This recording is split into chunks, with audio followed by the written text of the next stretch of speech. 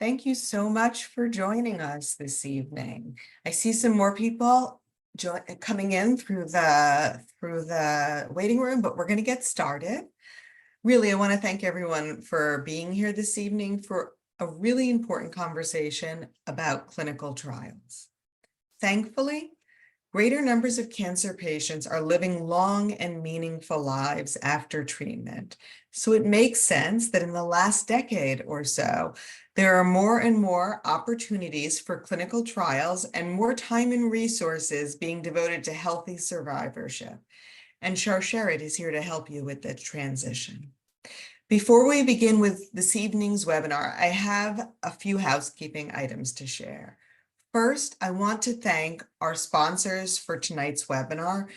Our sponsors enable us to continue to offer meaningful programs.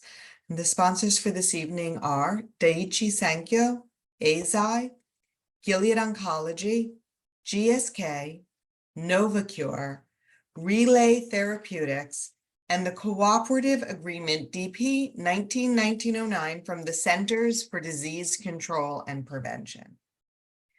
This webinar is being recorded and will be posted on Sharsheret's website alongside a transcript for you to use as a resource. As always, participants' names and faces will not be in the recording.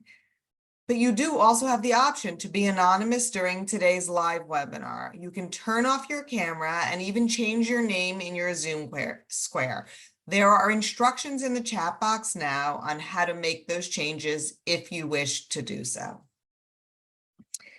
Let us know. Before I say that even, I have a reminder for the Embrace community. We invite members of our Embrace community, those facing metastatic breast or advanced ovarian cancer, to stay on at the end of tonight's webinar for an intimate breakout session with Dr. Minal Barbet and Bonnie Beckoff, our Director of Support Services.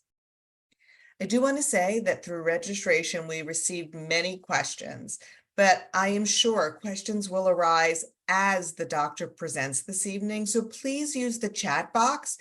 I will be taking note of any questions that come in, and we will address them during the Q&A session at the end of the webinar, but before the Embrace breakout.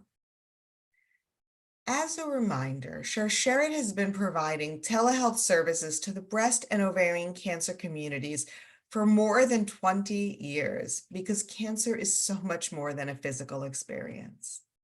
If you are interested in finding out more about Sharsheret's free, confidential, and customized services, please email us or visit our website at sharsheret.org. The address is in the chat box.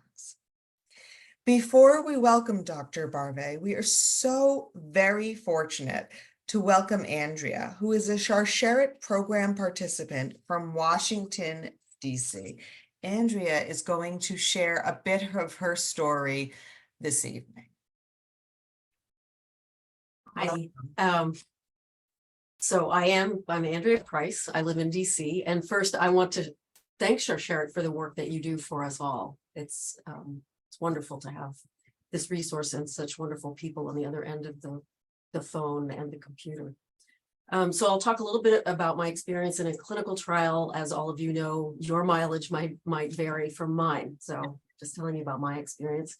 And I'll say the bottom line first, which is it was a really good experience with an amazing outcome. And I'm happy to answer questions after, or in the chat. So I was diagnosed with breast cancer in early fall of 2022. And after putting my head under the pillow and freaking out, I scheduled a surgery for the lumpectomy. So it was up and down, as many of you will know that this kind of thing happens. So it was intraductal carcinoma. Okay, that's kind of good because it's common and treatable. Then I find out the genetic tests come back, I'm BRCA2. So that's bad.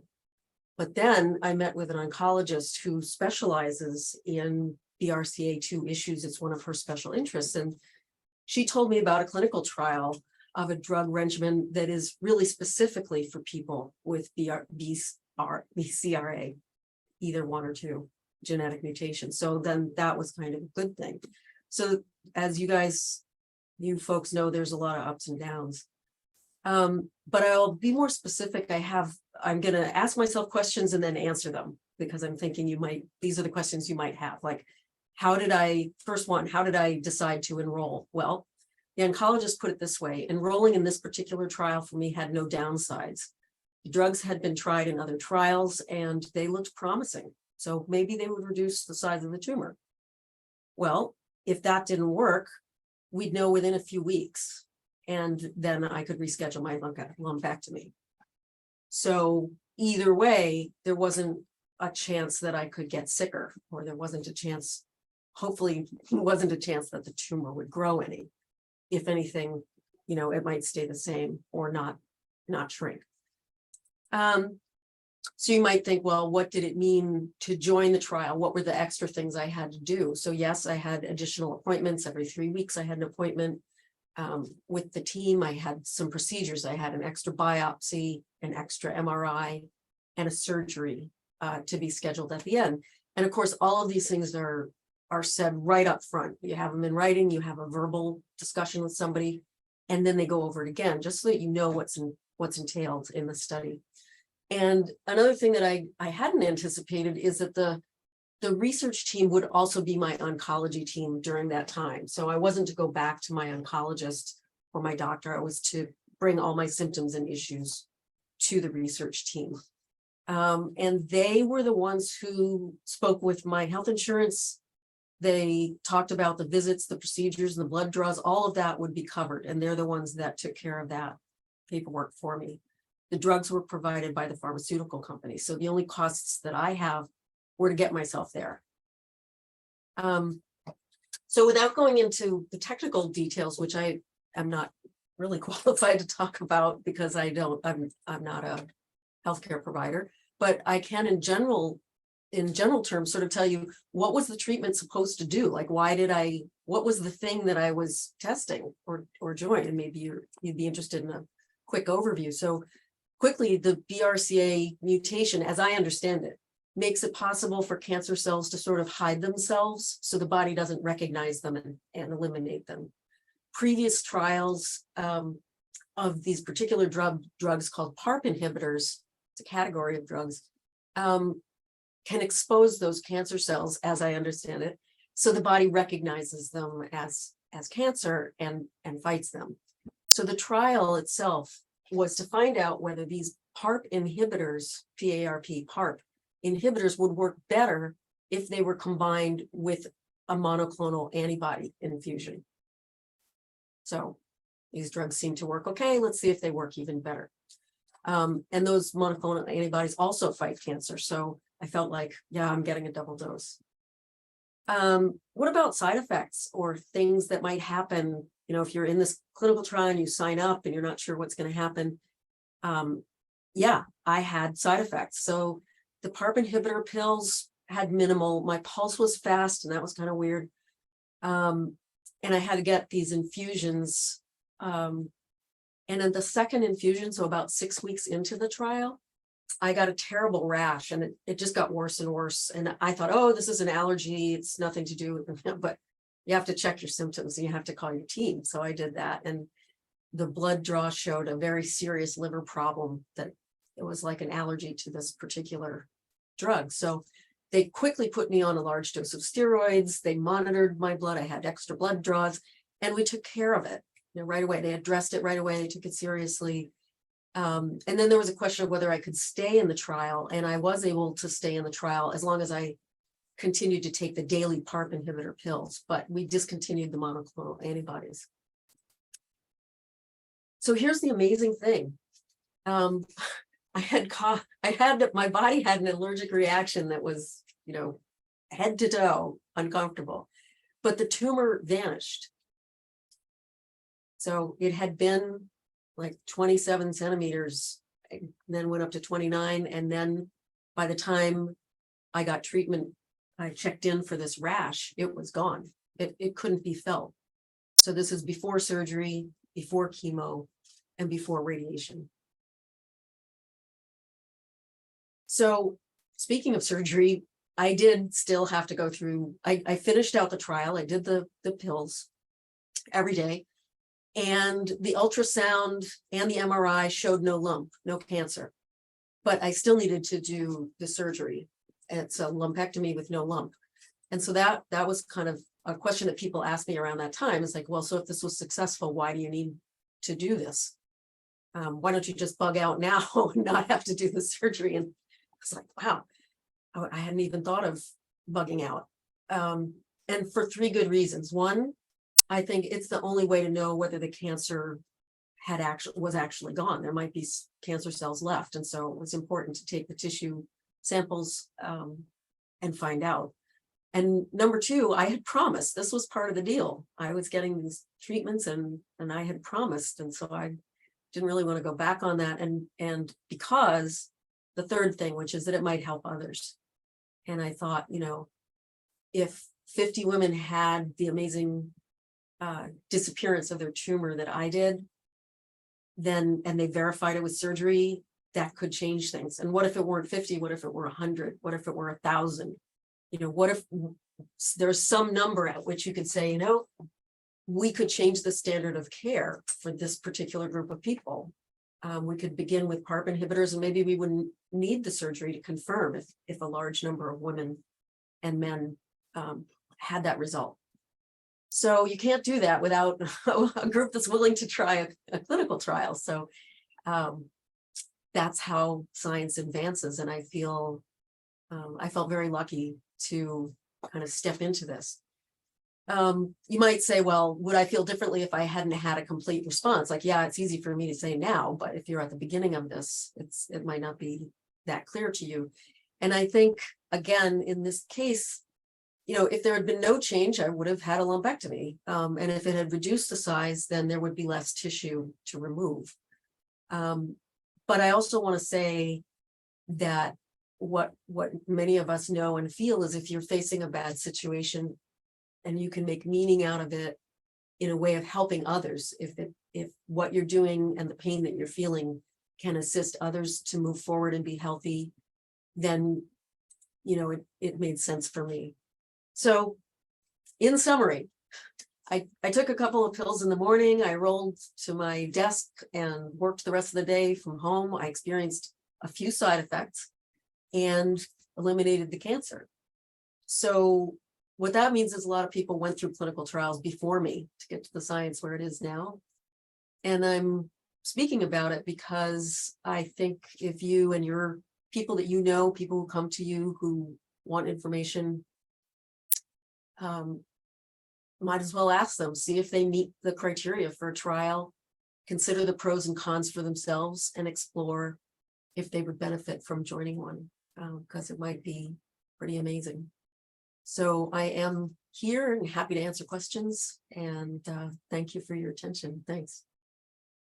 Thank you so much. I found myself nodding at your presentation, and it was really meaningful. I truly believe that when we hear other people's stories, it makes it easier for us to kind of digest difficult information. I mean, oncology is you can consider it a foreign language to people who haven't been there before. And so hearing stories like yours really helps. I know I have a couple questions. I'm sure more will come in, but we're going to push those to the end of tonight's webinar. But thank you, and thank you for agreeing to stick around.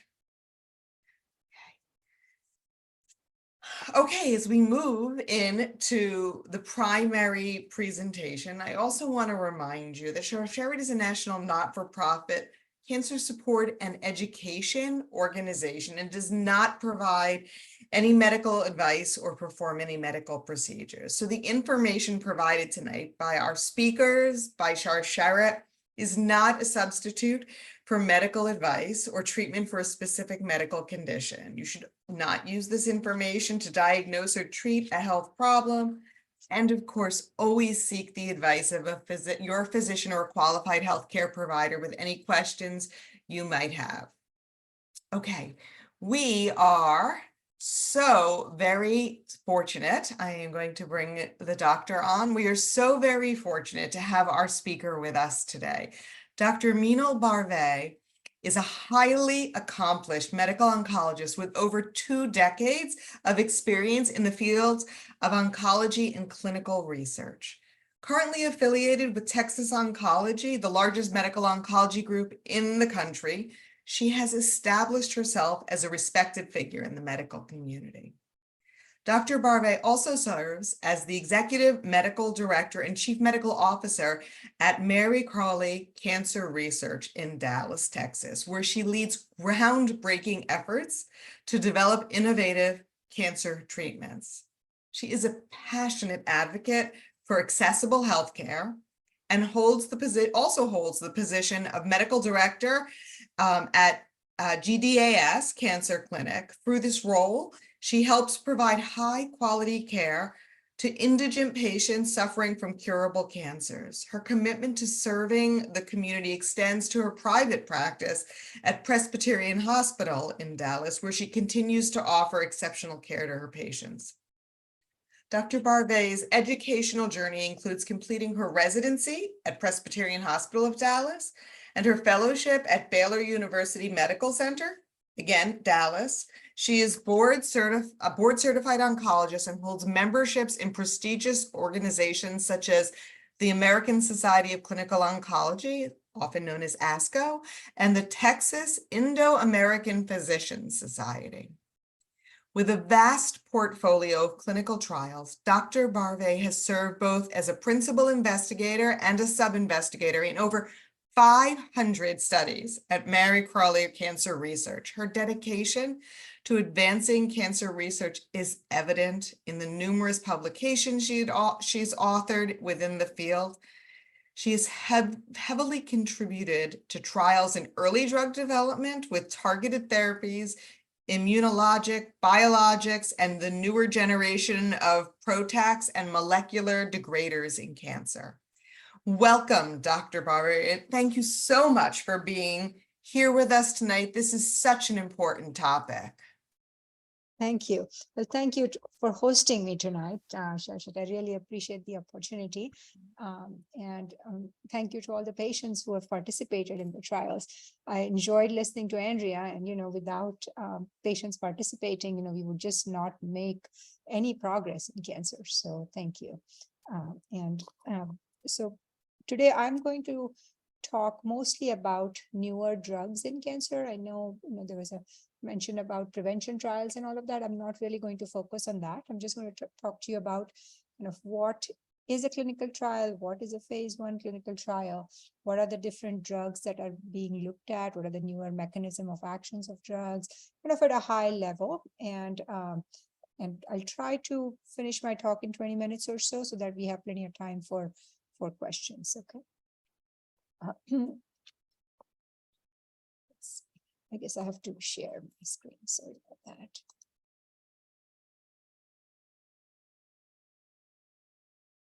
Is that good? Are you all seeing my slides? Perfect. So, let's see. I'm not able to advance my slides. Technical. Okay, there we go. Okay. As Melissa mentioned, I work at Mary Crawley Cancer Center, where I have worked for the last 18 years or so. And the mission of our organization is to expand treatment options for all cancer patients through investigational agents. So all we do at our clinic is clinical trials, primarily phase 1 clinical trials for patients with advanced cancer. And just to give you all a little bit background on our center, Mary Crawley, she was, self-made philanthropist and entrepreneur, and she started from scratch. She was a single mom, with young kids, and she started her own, business and became founder and president of Home Interiors, which became a multi-million-dollar industry starting in Dallas.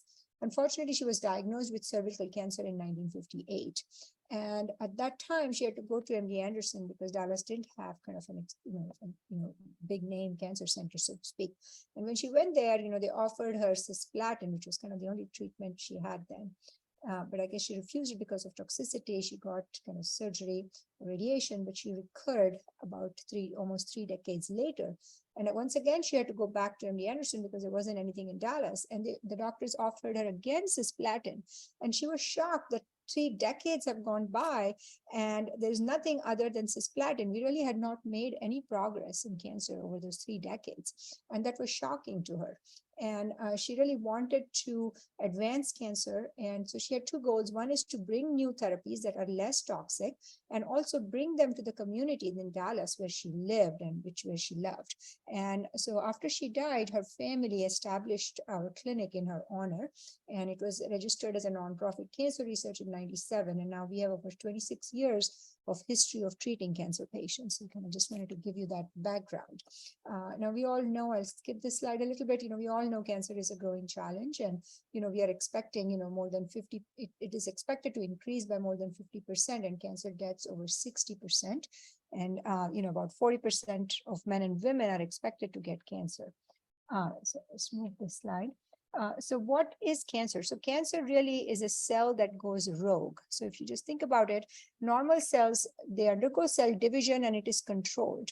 So they know how many times to divide, they know when to stop dividing, and they're also programmed to die after X amount of time.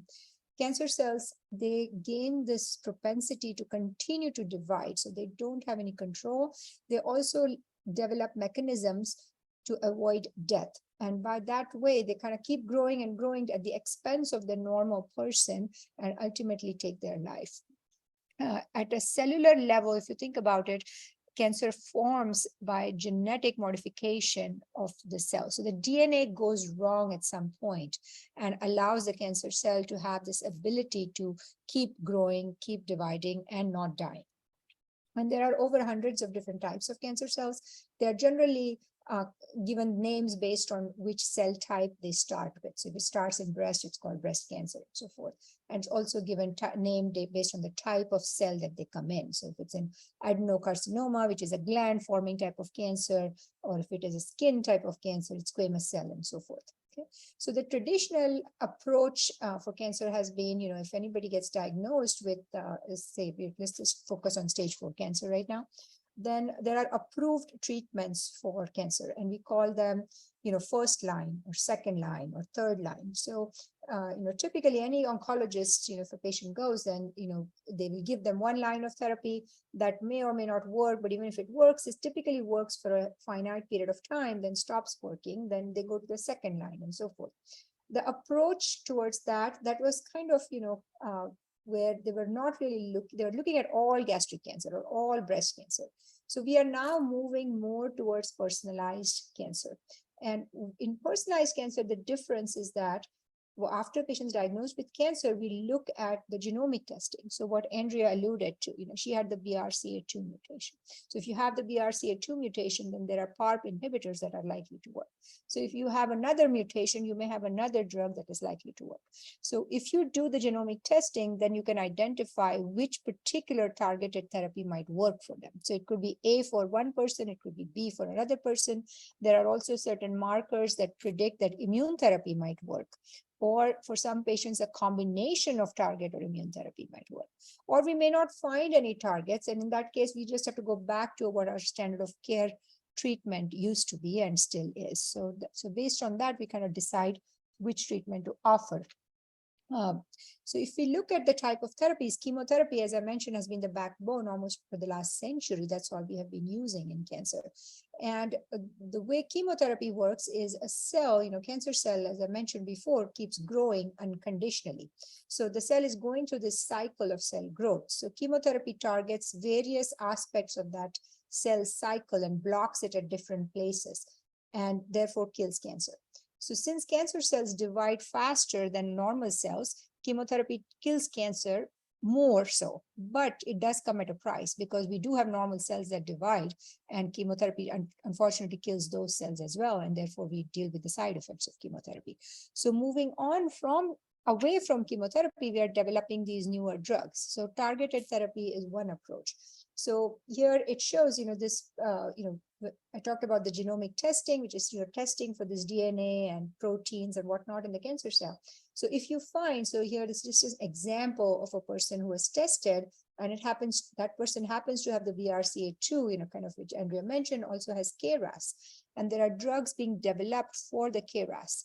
So how this works is, since the cancer cell is dependent on KRAS, but the normal cell isn't, if you can block that KRAS mutation, then you could isolate and kill just the cancer cells and not have too many side effects and not kill the normal cells. So that is the approach of targeted therapy. So in order for targeted therapy to work, A, you have to have the target, and B, you have to have a drug for that target. So there are kind of nuances, but if you do have a target, then, and there is directed treatment, then that is likely to work extremely well. HER2 is a perfect example in breast cancer. So if you have HER2 protein, then there are multiple drugs that target that protein and can work very well. Another approach is immunotherapy. I'm sure most of you have heard immunotherapy has been, remarkable, has been the biggest progress we have made in this past decade. And we're going to take a step back. As I told you, cancer cell, it becomes, keep dividing, it becomes foreign to the normal, to our normal body, in that our body recognizes that cancer cell is foreign. Okay, I think that's the drug that Andrea got, is the immunotherapy drug. But the cancer cells are also smart, and they learn to evade our body's immune system. Now, as we are learning the processes in terms of how a cancer cell evades the body's immune system, we are developing different ways to kind of make our own army stronger. And that can be done with antibodies, which is what Andrea got. There are also cytokines, which are like interferons and interleukins. Those are kind of the hormones that our body makes when we get the virus, when we get the flu, we feel achy and so forth. Those are cytokines that kind of fight off the virus. They can also fight off cancer. Then there are viruses that are genetically modified that can be injected directly into the tumor or even given intravenously, and they can trigger our body's immune system to recognize and attack cancer. There are also vaccines in development. So there are multiple ways that we can kind of reprogram our immune system, our own army, to fight the cancer. So there are a lot of drugs being developed in that space. There are only a few on the market right now, but there are many, many in development. Then we have these newer toxin delivery methods. So we know that chemotherapy can kill cancer, but unfortunately at the doses that it needs to be given, there are a lot of side effects. So if we can find a mechanism in which the chemotherapy is given selectively to the cancer cells, then it could result in more cancer cell death and less side effects. And there are a variety of ways of delivering that. So antibody drug conjugates is one of the newest class of drugs that has come to the market. There are a few approved, some for breast cancer, some for bladder cancer, and so forth. And here there is a toxin which is attached to the antibody. The antibody will go and attach the cancer cell, and the chemotherapy is directly delivered to the cancer cell. So that's one way of delivering a peptide drug conjugate. Peptide is a protein, so it is much smaller than the antibody. So the advantage of the peptide drug conjugates is that it is a smaller molecule. So therefore it can penetrate deeper into the cancer cells and cause more cancer cell death. So there are kind of newer drugs being developed on this platform. Okay. Then the next is degraders. These are some of the kind of newest kids on the block, if you will. So our body, in our cells, in our cancer cells, have a waste disposal system, if you will. So there are proteins that are made that the cell no longer needs. So there is a mechanism to get rid of those proteins. Now in cancer cells, there are certain proteins that actually drive the cancer. They actually cause the cancer to grow. So as we identify those proteins, we can make use of body's own sewage system and design drugs that will utilize that mechanism, but it is now designed in such a way that it would get rid of the protein that we want to get rid of. And in that manner, we can get rid of the protein which is causing the cancer. So the cancer cell doesn't have the feed that it needs to grow cancer, to grow. And so that's one of kind of the newest mechanism that we are developing to kill cancer cells. Then this is gene therapy. So like TP53 is one of the very common mutations that we see in cancer cells. So TP53 is a gene that normally controls the cell growth. So if that is mutated, then the cancer cells keeps growing because it doesn't have any checkbox. It grows uncontrolled. So we actually can design TP53 and we can introduce a normal TP53 gene into the cancer cell so that cancer cell loses its property of growing uncontrollably. So that this is fairly new. It's not yet quite out of the market or anything, but that is another thing that is being developed. So I'm kind of giving you kind of a high level in terms of what are the different ways that we are trying to, develop new drugs to attack cancer. Now, this whole process of clinical trials, drug development, unfortunately, is a very, very long process, and typically it's a decade long. So different trials, I was kind of listening to, your last webinar, and they kind of had mentioned this, but I'll kind of repeat that for a little bit. So trials come in primarily in 3 phases, 1, 2, and 3. Phase 1 is when the drug is for the very first time being tested in human beings. So these are very small studies, and that is what we primarily do at Marie Claude Cancer Research. So we typically only have 15 to 30 patients. The primary goal of this study is to assess the safety and the dosage, what's the right dose to give, and also the efficacy of the drug. But even before a drug will come into a phase 1, there's a lot of work that goes on behind the scenes. They have to do a lot of animal and laboratory studies, to pick the molecules that they think would work. The companies have to show that there is a good science that this drug is going to work. So FDA will not allow a trial to be conducted in humans without a strong scientific background that there is a rationale in studying this drug. Okay, so I just want you to understand that even if it's the first time in humans, and I can't tell you over my career how many patients I've had on a phase 1 first in human studies that have stayed on the drug for months and some years, and some have remained in remission. And these are typically patients who have exhausted all standard lines of therapy. So even though these drugs are brand new, the scientific rationale for them is pretty strong. So I kind of just wanted to mention that. Now, once a drug in the phase 1 setting looks like it has good efficacy, it is fairly safe to administer, then we move on to a phase 2 trial. And in a phase 2 trial, we are typically either looking at one tumor type, it's either just breast cancer, just lung cancer, or a certain mutation. So it is a little bit more specific than a phase 1. And that can usually less than 100 patients, though lately phase 1 and 2 trials are kind of blending, and we are evaluating more patients even in phase 2 setting.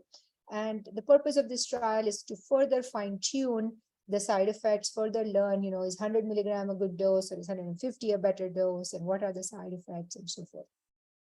And if a drug looks really good in phase 2, then we take it to phase 3. And phase 3 is usually a randomized study. So randomization meaning half the patients get whatever the standard treatment for that particular cancer at that particular time is, and half the patients get this new experimental protocol with the newer drug. And if in the phase 3, we can show that the newer drug is better than the old drug, then it goes to FDA approval, and then it comes to the market. Occasionally, there are phase 4 studies. If a drug gets a phase 3 approval, even in phase 2, there are, just about 1,000 patients or so. Many times, if the drug is evaluated in, like in the kind of public, in the community, newer side effects come to light, which were not, which we had not known about, because in a protocol, what happens is a very controlled population, they're studied very closely. And when the drug is given in the communities, many other new side effects come to light. So FDA sometimes mandates that we do a phase 4 study. So that is, that's not that common, but they are done. So those are kind of the different steps. And like I said, it typically takes about 10 years for a drug from start to approval. Now, that was a development of clinical trials. I kind of wanted to walk you all through what is the clinical trial journey for a patient who wants to do a trial. So at least this is at our center. So if a patient is referred, we bring them in for a new patient consult. So where they meet with one of our investigators, it could be myself or 6 of my partners, where we kind of review their history, assess their genomic testing. We see which trial, we have a trial that would work for them. We go over that.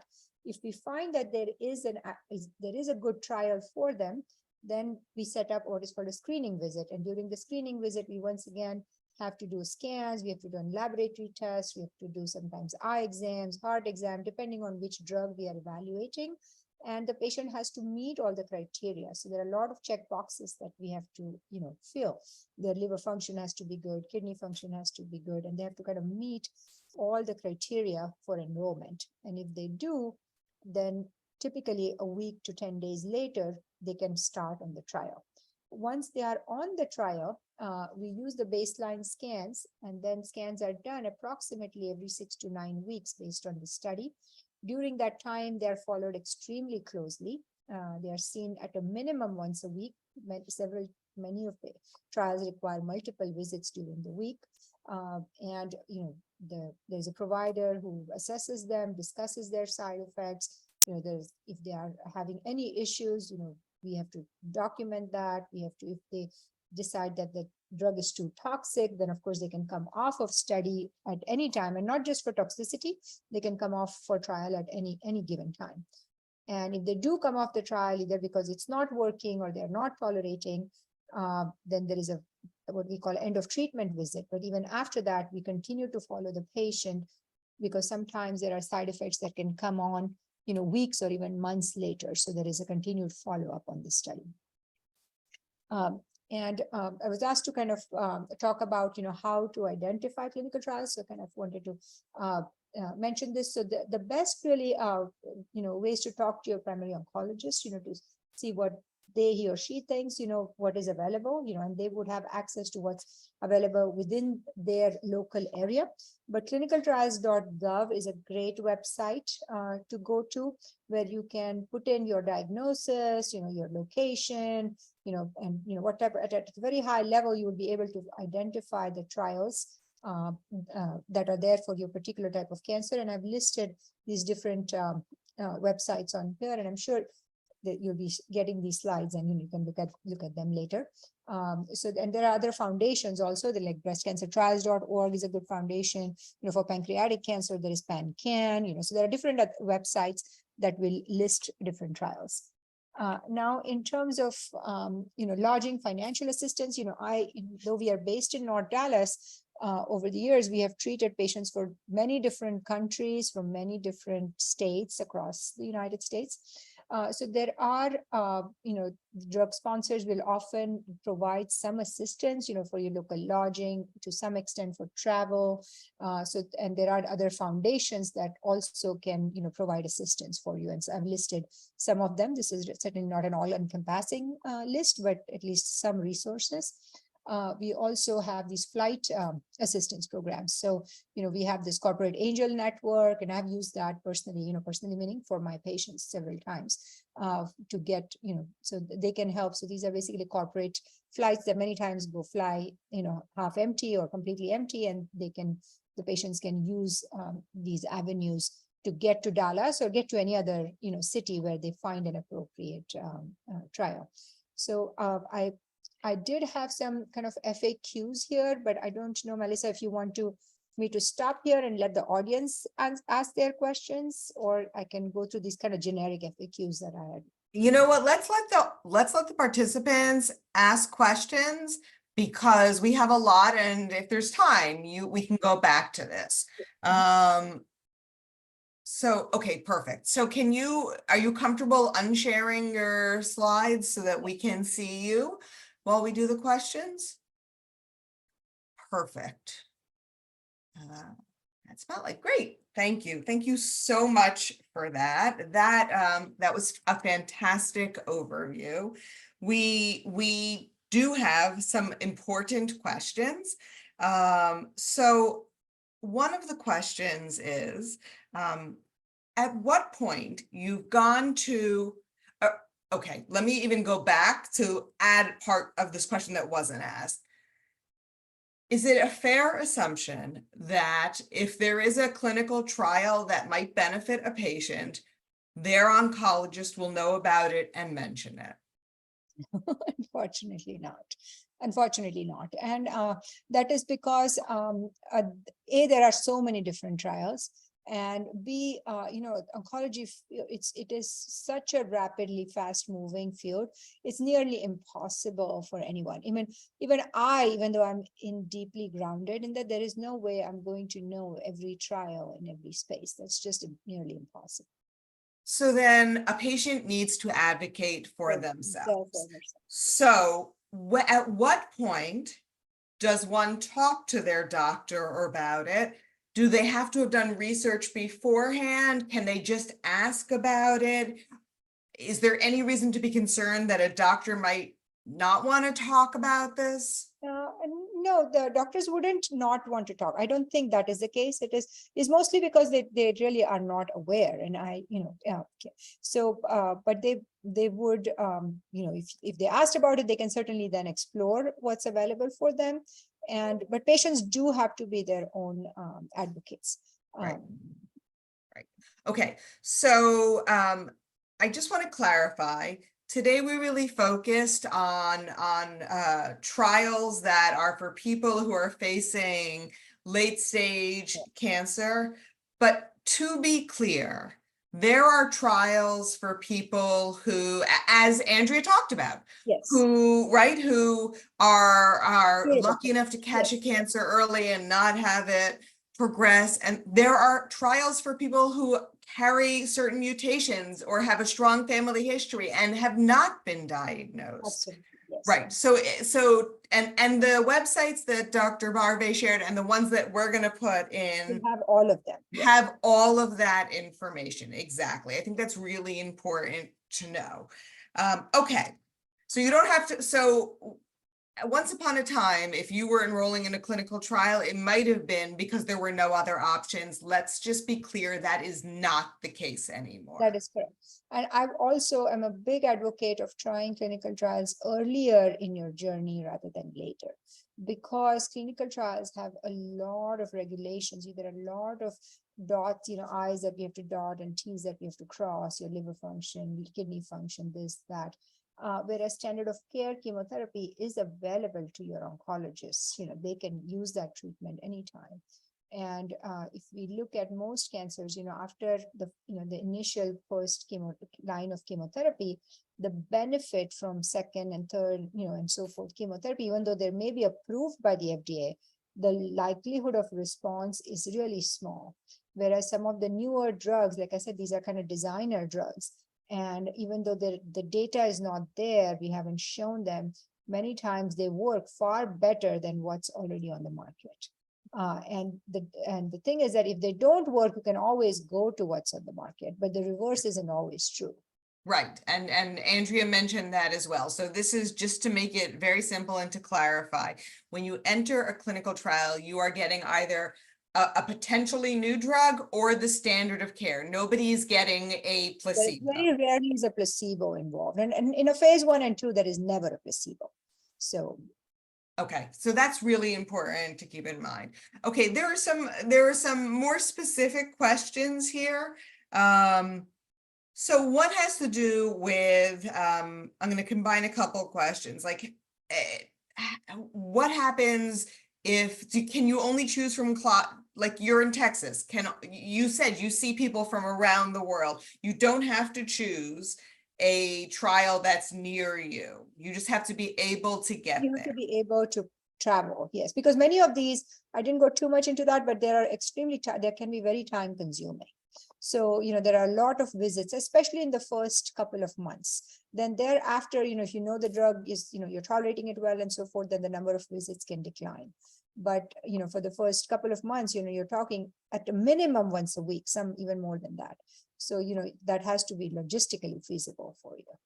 Okay, but there is help to be able to do that. You listed some, there are some organizations that help and with housing, with travel costs. There are some on the Share It website too. We'll share that. Somebody asked, kind of related to this, the websites that are on Share It's website that you listed, do any of them mention international trials? And is there a reason to look beyond the United States for unique trials that might help someone? I don't know the answer to that about international trials. I mean, I know the trials that the same trial that's conducted in the US, if it's conducted elsewhere, they will list it, but then there would be not any reason to go there. My understanding is clinicaltrials.gov is a US-led website, so I think every trial that goes to the FDA is listed there. But if it is a trial that's not to the US, I'm not sure it would be there. Okay, all right, that's important to know. Somebody asked, do trials test the efficacy of different doses of one drug? Yes, so that is a phase 2. That's So the phase 2 you yeah, were talking yeah, about.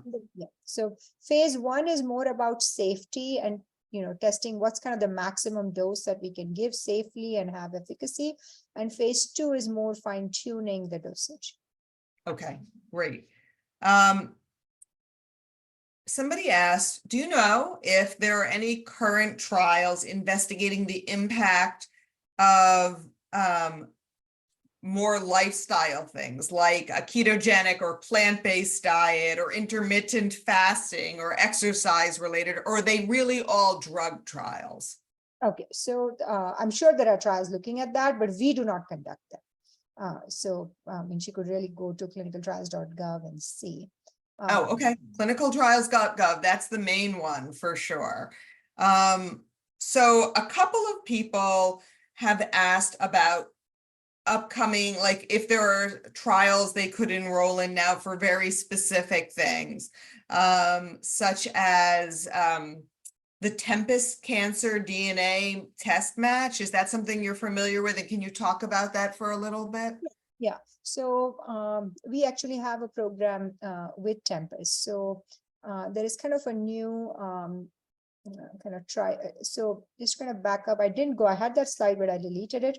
So if you go in the back of how a trial comes to our site or any other site, then typically for us to open a trial, like if a company that makes the drug, they come to us, they say that we are testing this drug in this patient population, and then we look at the drug, we look at all the tests they have done to date and decide if that's a drug that we think is good, and we have a scientific review committee that approves a drug.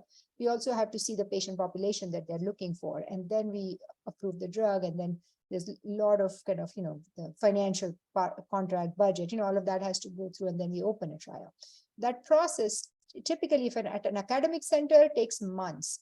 But since, at our research center, we are nonprofit and focus just on this, we can actually open a trial roughly in 3 months or so, but it's still 3 months.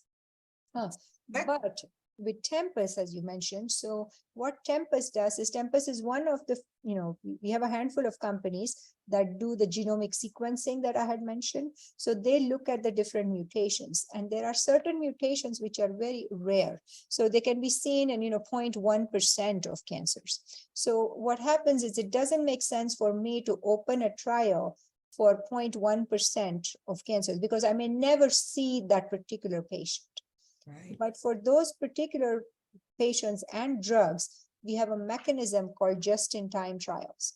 So if Tempus identifies such a patient who lives in the vicinity of Dallas, and there is a drug for that, then we can open that trial in as short a period of time as 2 weeks.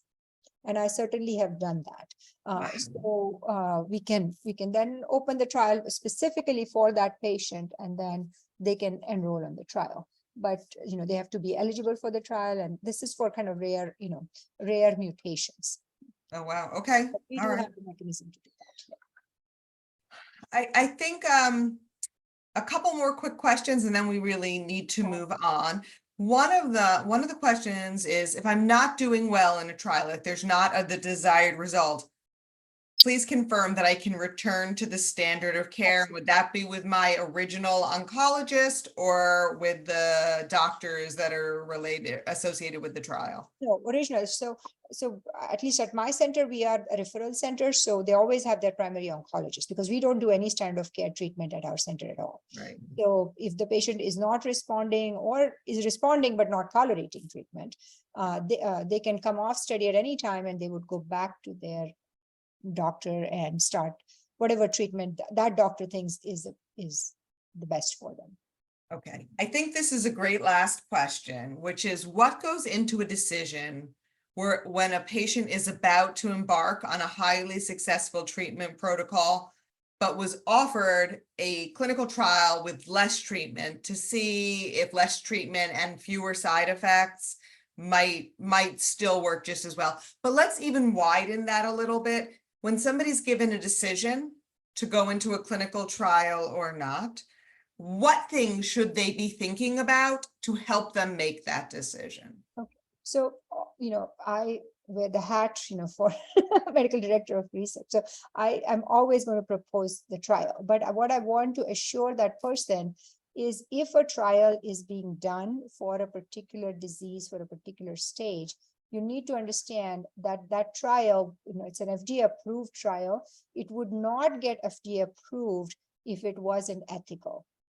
So first and foremost, it has for a trial to get approved, the FDA has to feel that this is a very reasonable thing to study. Then at every institution, they have an what is called an institutional review board. Okay, and that is composed of physicians, of community members, and non-clinical person, clinical person, who also look at a trial and decide that is this really worth conducting. Okay, so if a trial is being designed, then it is designed to answer a meaningful scientific question. Okay, and therefore there would not be any harm. Now they have to be willing to take that risk because we honestly do not know if arm A is better than arm B. That's why we are conducting the trial, right? But if they strongly feel that no, they don't want to, be part of the experiment, then that's their personal choice. Right. But like Andrea said, she went through with it, but at the same time, if they do sign up for it, then they do have to go through the whole thing. Otherwise, the results are not going to be meaningful.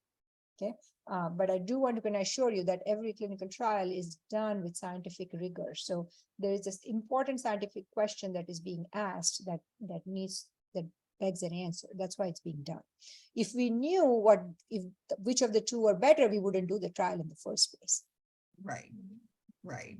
So the original question that I based the expansion on there was the choices were between a highly successful treatment protocol and a clinical trial seeing if less treatment was just as effective. Correct. So the idea is to reduce toxicity, isn't it? Right, So, right. So you don't normally do those because you usually do late stage, but what would you? Important trials, but those are also very important trials.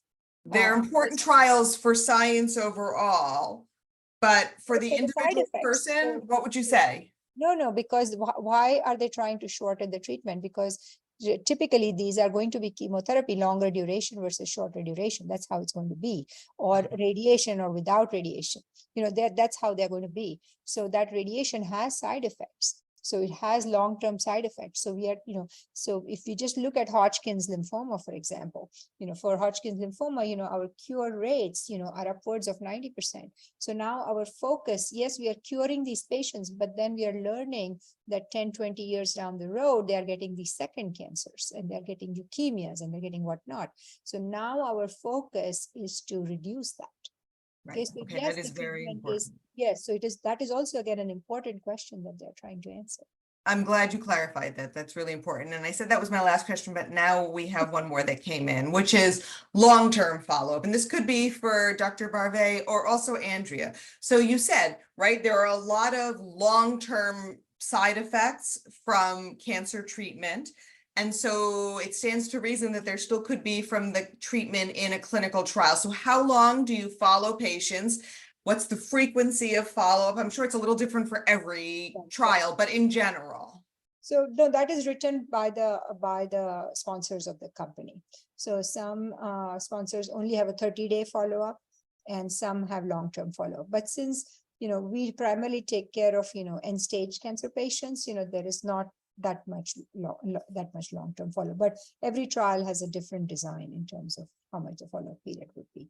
Now, I'm pretty sure like Andrea's trial would be at least a few years at a minimum, and potentially for indefinite, because she has a curable cancer. So they want to look at, follow-up over the years. Andrea, I just put you in Yeah. the spotlight, so. I actually, that's a really good question. I had a very short follow-up, it was probably 6 weeks.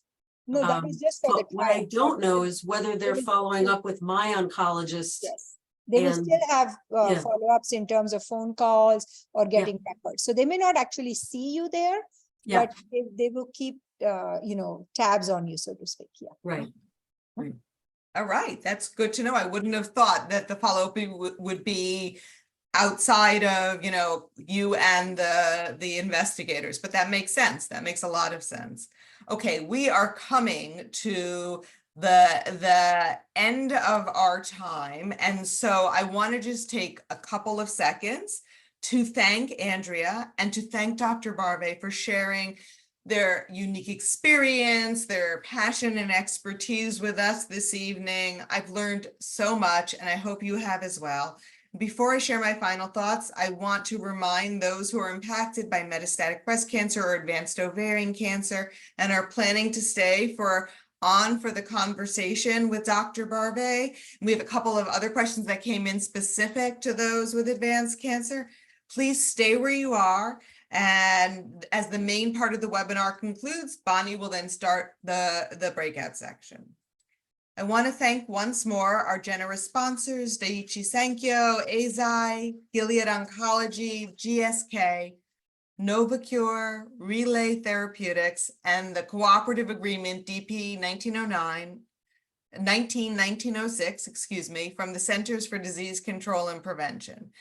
Please take a moment to fill out a brief evaluation survey on tonight's program. It is in the chat box right now. The link to it, if you click it, you will still be able to hear the rest of the webinar. And please remember that Sharsheret is here for you and your loved ones. Sharsheret provides emotional support, mental health counseling, and other programs designed to help you navigate through your cancer experience. All are free and completely confidential. And you can reach out at the email address that just got posted in the chat box. Thank you.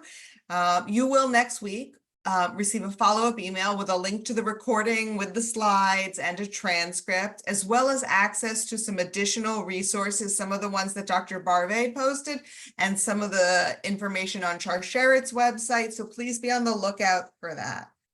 Finally, I want to let you know that we have several exciting webinars on a wide range of topics planned in the coming weeks, including next week, a webinar entitled Survivor's Guilt, Trauma, and Life Beyond, including a Shalom Shabbat program. Again, both are next week. Check out our website regularly to see what topics are coming up. And you can also access on our website past webinars to look at. Okay, thank you so much for joining us. Have a wonderful evening. I'm going to say goodbye to everyone unless you are staying on for the Embrace breakout. Have a good night. Thank you, Melissa. Thank you, Dr. Barve. Thank you, Andrea.